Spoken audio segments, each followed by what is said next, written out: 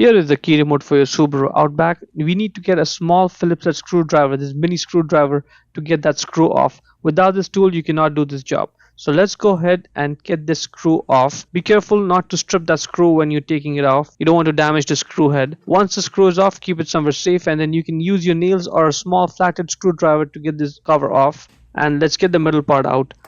We need to get this 4 clips on the white part off of the black part. And you can just use your nails to get it out, or you can use a screwdriver. It may take a few seconds, so be patient with, and it'll come right out. Now that's the battery right over there. Get the screwdriver and then pry the battery out from over there. It comes right out.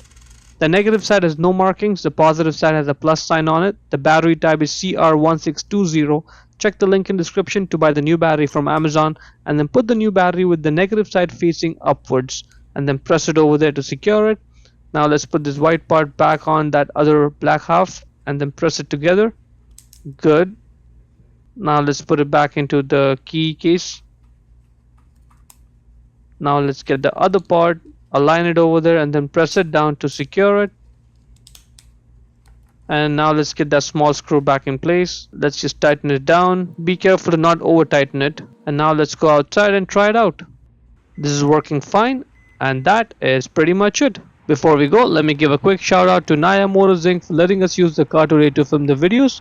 They are a used car dealer here in Ottawa, Canada. Check out the link in the description for their entire inventory.